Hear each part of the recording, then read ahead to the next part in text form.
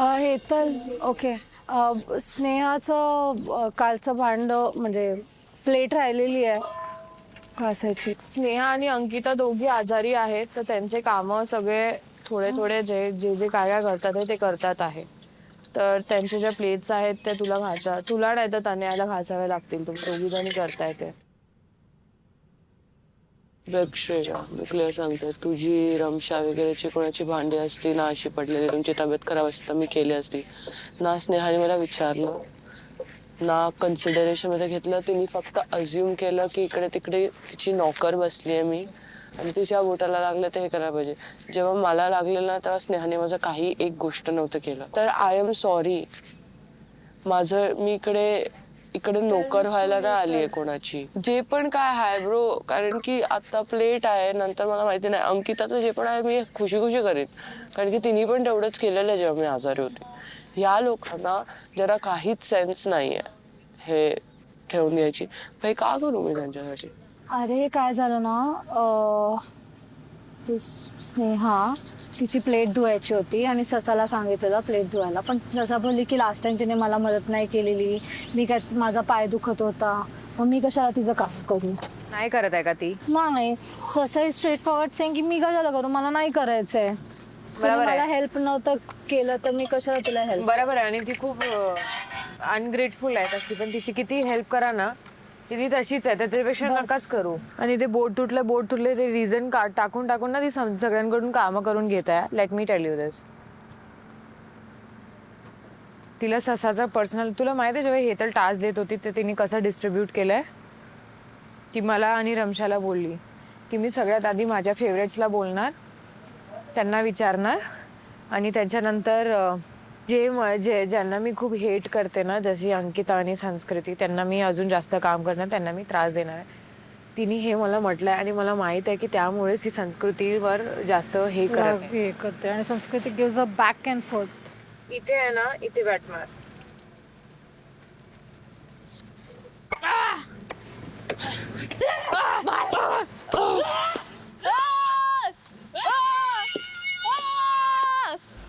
जिंकली. तुम्ही हे मोहीम जिंकलायत, तुम्हाला काय वाटतं तुम्ही का जिंकलं? ही बॅटची ट्रॉफी मी कौतुक करायला पाहिजे माझ्या तालिमीमध्ये माझा साथ देणाऱ्या माझ्या कोचना. कोण आहे तुमचे coach? Rasika Dhoble. Oh my God, आम्ही रसिका ढोबळेला आज नसती स्टेजवर बोलव. या बॅटचं महत्व मला कळलं नसतं. आयुष्यात मला जेवढे पण दाग तसेच राहिले होते. आज मी माझ्या पॅन्टला गमावलं असतं. ओ माय गॉड, रसिका आहे आज. रसिका मॅम. येस. रसिका आहेत म्हणून आज मला माझ्या पॅन्टीची, या बॅटीची आणि कपड्यांची किंमत कळली खरं म्हणावं तर. आय नो गावकऱ्यांना जास्त कपडे मिळत नाही घालायला आणि आम्ही शहराची लोक फक्त रोज कपडे बदलत असतो, रोज नवीन कपडे घेतो. पण आज मी या बॅटेच्या माध्यमातून हे या पूर्ण गावाला सांगायचा प्रयत्न करणार आहे की शहरातली पण निघाले बाकीचे उरले, शहरातली पण बॅट चालवू शकतात. शहरातली पण कपडे जपवू शकतात. शहरातली पण गावात येऊ शकतात. यस झालं. ब्रो, मला ना असं वाटतं की श्रेजाला काही मेंटल डिसऑर्डर आहे, BPD, आणि it's not a bad thing. Lot of people have it. I have anxiety. पण तिच्या हिशोबाने गोष्टी करते ना कधी कधी. त्याच्यानंतर माझे कपडे होते ब्रो, मी नाही धुवू शकत, मला नाही म्हटलंय, तिने ते मातीत टाकले आणि बोलते मी विसरली. मग मी पण विसरून जाणार खूप गोष्टी. ससाने जाऊन तिला हे सांगितलंय हेतलला की मी स्नेहाची नौकर नाहीये. एक प्लेटसाठी ब्रो, एक प्लेट. लय बोलतो ना मी गावातल्या मातीत हे झाली ते घाली, मी भांडे घासले तुटलेल्या बोटांसोबत. एक प्लेट घासायला तुझी मग जिरते का? फेक लोक, फेक, नुसती ऍक्टिंग करते ती. महाराष्ट्राला ज्या दिवस दिसून येईल ना त्या दिवशी समजेल तिला की आपण आपलं खरं तोंड जास्त वेळ लपू नाही शकत. एका प्लेटसाठी तिने आज आतापर्यंत माझी प्लेट धुतली नाहीये. मला म्हटलं कोम नको करू, केस कपडे नको धुऊ, म्हणून मी केलं नाही, नाहीतर मला काय फरक नाही पडत एक प्लेट धुण्यात. खोटारडी मुलगी गावातून आली आहे, गावातच आली आहे. 50,000 ड्रेस, 50,000ची लायकी तरी आहे का तिची? किंचाळत असतात जसं की कुठेतरी चॉल मधून आलेत. लिटरली ब्रो, ऐकलंय तू किती किंचाळते ती? हे चॉकलेट कर ब्रो. तू झोपते का? मी झोपत नाहीये ब्रो, मला झोप येत पण नाही. कशी करू मी आता? नाही, मी सकाळी करेल किंवा मी थोड्या वेळात करेल. मला इरिटेट झालंय खरं तर इतर.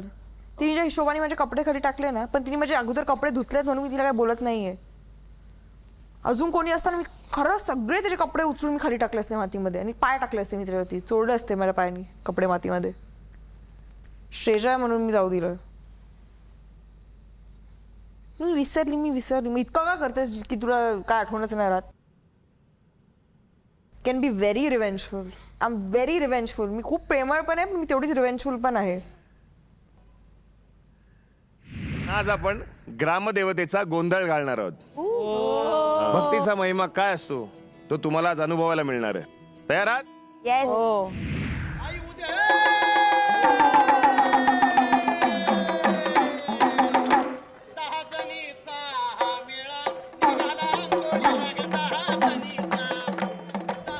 सगळी लोक बसली होती. आम्ही तिथून चालतोय, रांगोळ्या होत्या.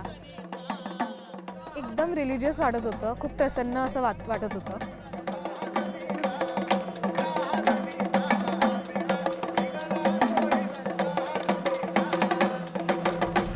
आता तुम्ही साऱ्या 10 जणी आंघोळीला जावा. आंघोळी केल्यानंतर नवीन वस्त्र परिधान करा. कपडे घातल्यानंतर पाण्यानं भरून कळशी आणा. त्या पाण्यानं देवीला आंघोळी घाला. दह्या दुधानं तुपानं देवीला अभिषेक करा. हळद कुंकू लावा. हळद कुंकू लावल्यानंतर देवीची खाना नारळानं ओटी भरा. ओटी भरल्यानंतर आई भवानीची सेवा झाल्यानंतर तिच्या नावानं गावामध्ये जाऊन दारोदारी तिच्या नावानं जोगवा मागा. आई उद्या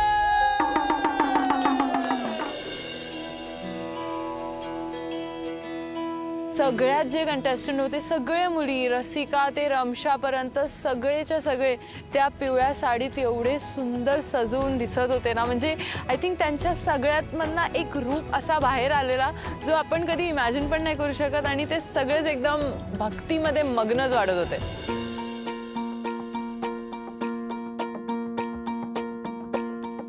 मग आम्ही सगळे मंदिरात गेलो.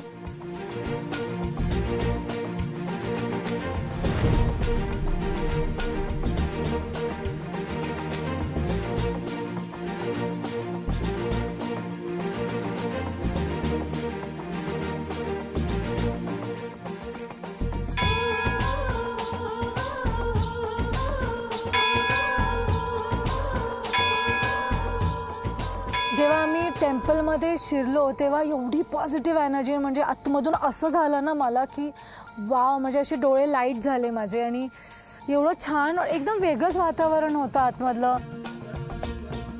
जेव्हा मी आतमध्ये गेली तर ते भवानी माताचा टेम्पल होता. मी देवीला अडमायर करते. तिची जी शक्ती आहे ते मी विचारलं देवीला. मी थँक्यू बोलली. देवात आम्ही अभिषेक केला पाण्याचा.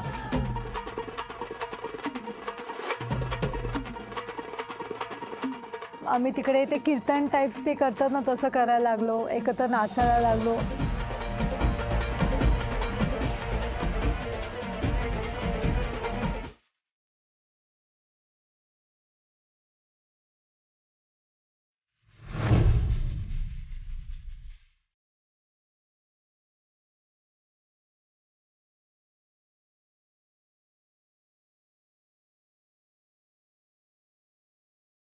मंदिरात खूप जाऊन शांती वाटली. त्यावेळेस मी माझ्या फॅमिली, स्वतःसाठी, माझ्या पेटसाठी प्रे करत होती. परत आम्ही गोंधळ करता करताच मंदिराच्या बाहेर निघालो. सगळी नेगेटिव्ह एनर्जी अशी फील होत होती की बाहेर जाते आणि आता फक्त पॉझिटिव्हिटी आहे. खरंच खूप पॉझिटिव्ह फिलिंग होती त्यावेळेला. आता गावामध्ये जायचं आणि घरोघरी देवीच्या नावानं जोगवा मागायचा. आंबे जोगवा दे, जोगवा दे, जोगवा दे. आई जोगवा दे, जोगवा दे, जोगवा. आम्हाला सांगितलेलं की आता तुम्हाला लोकांच्या घरी जाऊन जाऊन तुम्हाला जोगवा घ्यायचा आहे. तर या गोष्टीबद्दल मी थोडी अशी स्केप्टिकल होती की कसं जमणार, कारण मी कधी असं केलं नाहीये. जोगवा दे.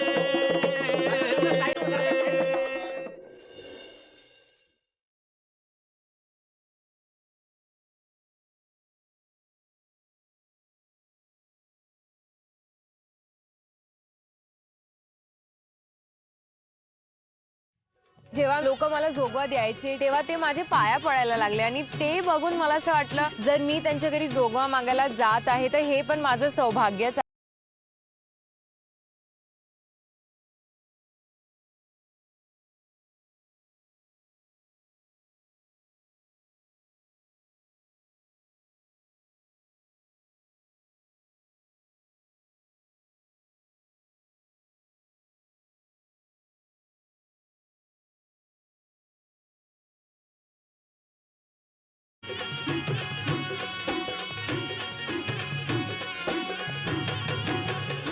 मी कधी विचार नव्हता केला की मी अशी नाचत नाचत गात गात हसता हसता जोगवा मागेल.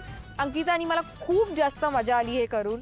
एकदम निस्वार्थी भाव, एकदम शांतता आणि खूप ग्रॅटिट्यूड फील झाला.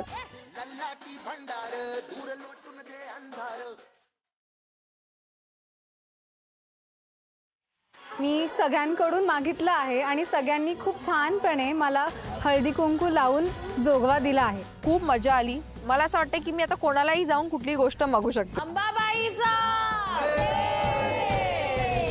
आज हे अग्निदिव्य तुम्हाला पार करायचंय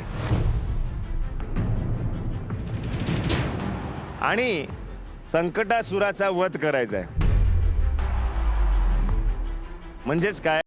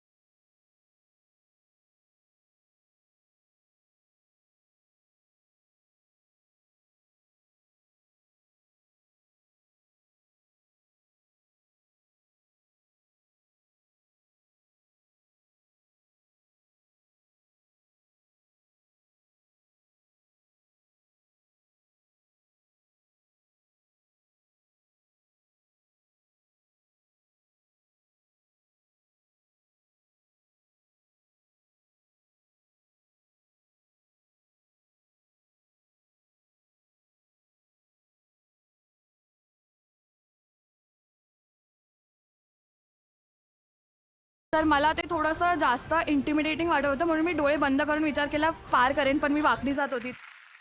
खूप छान, खूप छान.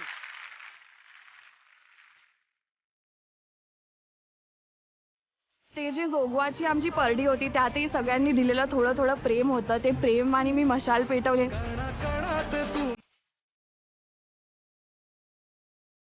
जा. वा वा वा वा वा, खूप छान. वा वा वा वा. हेतलताई.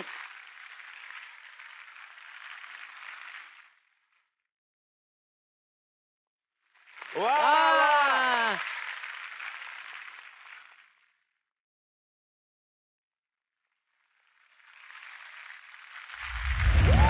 वा वा. हेतलताई.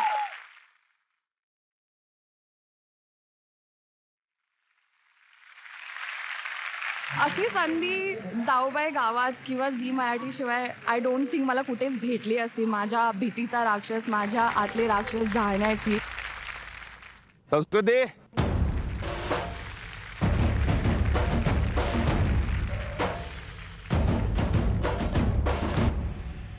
तीन, दोन, एक.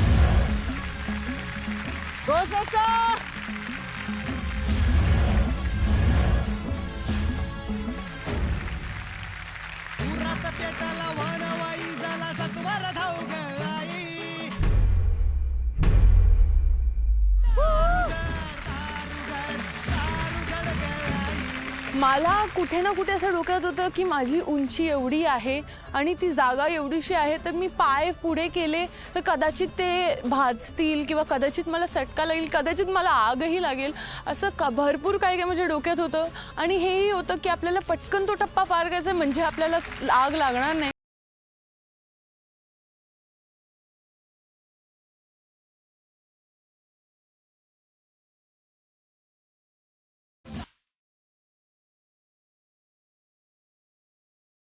पेंड्युलम वाला जे टप्पा होता ते कसं म्हणायचं, म्हणजे तुम्ही तिकडे असाल तर तुम्हाला पटकन कळणार नाही की तुमची रिॲक्शन टाइम कशी असली पाहिजे, ते कधी येणार आहे हे काही कळत नाही.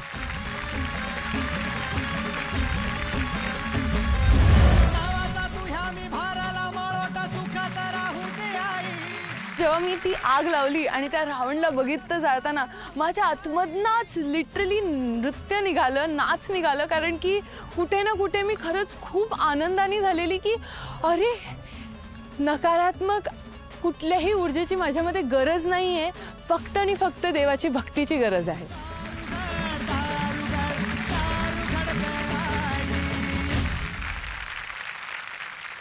संस्कृती काय वाटते या क्षणी? मला कळतच नाहीये की काय झालं. मी फक्त तिकडे चालू करण्याच्या पहिले बोललेली आज माझ्या आतमध्ये जेवढे पण मला सतावतायत, जी पण आवाज मला सांगतायत की मी हे करू नाही शकत, आज त्यांना चुप्प करून मी करणार. आणि मी तिथपर्यंत पोहोचेपर्यंत मला रिअलाइज झालं की माझ्या डोक्यात एक पण आवाज नाहीये. आणि कुठल्या राक्षसाचा वध केलायस तू तुझ्यातल्या? आय थिंक माझ्या आतमधला तो नकारात्मक ऊर्जा पैदा करणारा जो राक्षस आहे त्याला मी आज चुप्प केलं, खरंच जाळून टाकलं कम्प्लिटली. तसाच दिसतो तो आता, एकदम तसाच दिसतोय आता. वा, खूप छान संस्कृती, सगळ्यांनीच खूप छान केलं खरं तर. आणि दिवसभर तुम्ही खूप मेहनत घेतली आज आणि सगळं प्रामाणिकपणे केलं. मजा झाली. आता काय होणार? सजा. ओ कोणाला असेल सजा? कोणाला असेल सजा? मलाच. तिने हात आधीच वर केले. मी ऑलरेडी हात वर केला, मला माहित आहे मी काय केलंय. बरोबर आहे. जरा रसिकाच्या बाजूला येऊन थांब. ओके. तिकडे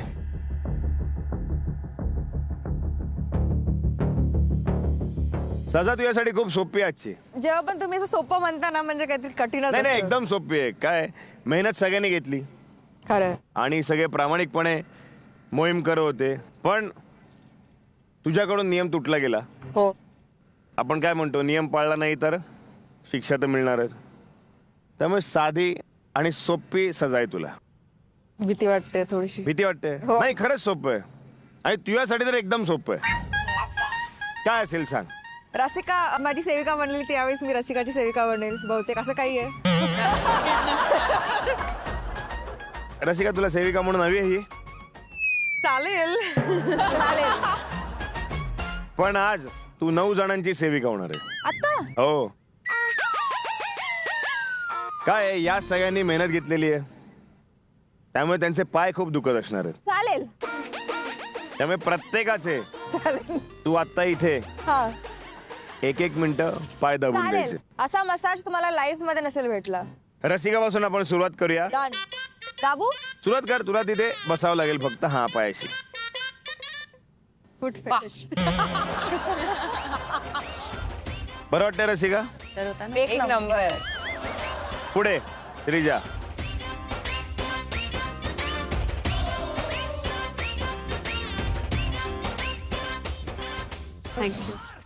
दे लंच नव्हता केला. नाही लंच तसाला स्पेशल टाईपचा मसाज पाहिजे. फिंगर मला कटकट आवाज पण येतोय. वा स्नेहा, तू शिक्षा पूर्ण केलीस. पुन्हा एकदा देवीचं नाव घेऊया. अंबाबाईच्या नावानं. मंडळी, आमच्या जाऊबाई गावाची न पाहिलेली मजा आहे का नाही लय भारी? अहो ती गंगारामच्या रेती सारखी आहे. आम्ही मजेची रेती उडवणार आणि तुम्ही मजा घेणार. त्यासाठी बघत राहायचं जाऊबाई गावाची न पाहिलेली मजा.